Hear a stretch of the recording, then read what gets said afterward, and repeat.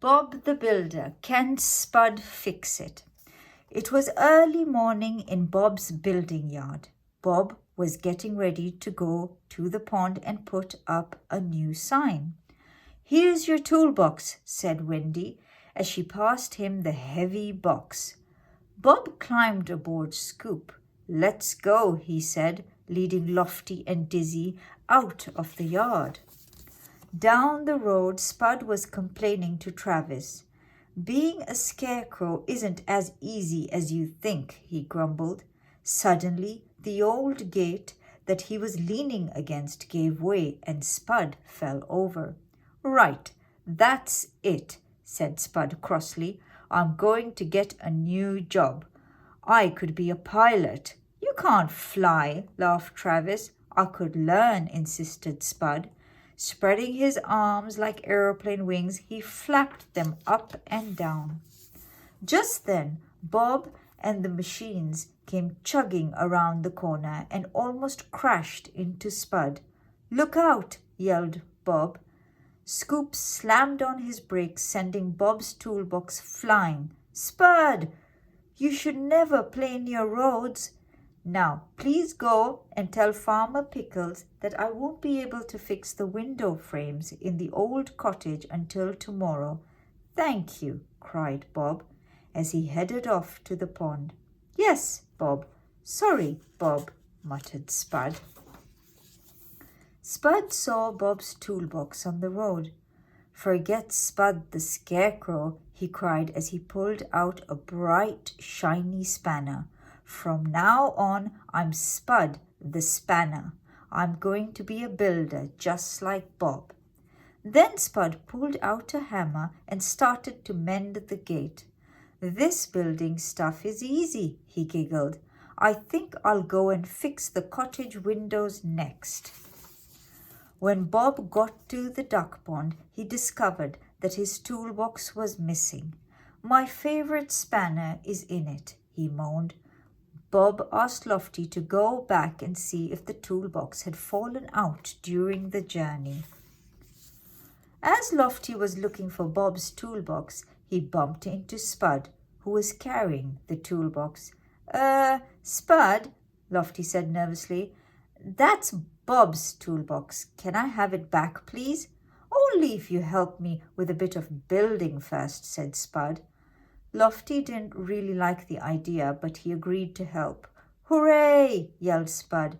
"I've got a machine. Now I'm a proper builder." At the pond, Bob waited and waited for Lofty.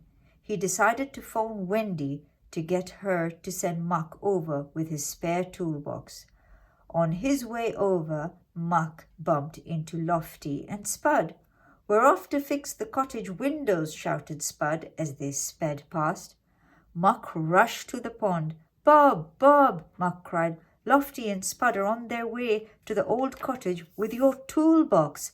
"Let's go, team," said Bob. "We've got to stop Spud before he hurts himself." At the old cottage, Spud admired his work. "Not a bad job," he said proudly. Lofty clanked nervously. But all the windows are crooked." "That's how they're supposed to look," laughed Spud. "Come on, Lofty. One of the barns has a bit of the roof missing and we're going to fix it." "Oh no," whimpered Lofty. Bob's Scoop, Muck, and Dizzy arrived at the old cottage. They couldn't believe their eyes when they saw the mess Spud had made. "Oh no," cried Bob. "We'd better sort the windows out before there is an accident." At the barn, Spud strapped a sheet of roofing onto his back and got Lofty to lift him onto the roof. "This is exciting," he said. "Please be careful, Spud," pleaded Lofty. "Don't you worry," laughed Spud. "This is a job for Spud the Spanner." Just then, a huge gust of wind blew him off the roof.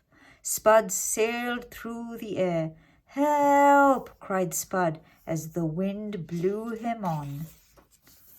Back at the old cottage, Dizzy looked up at the sky.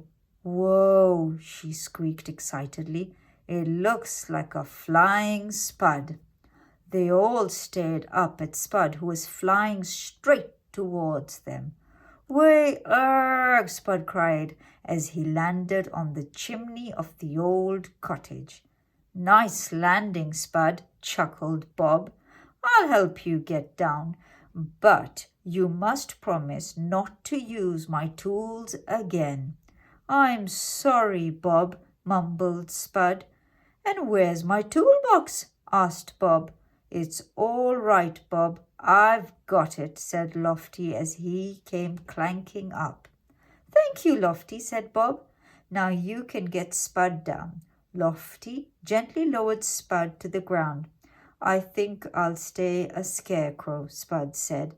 It's much safer than being a builder. The end.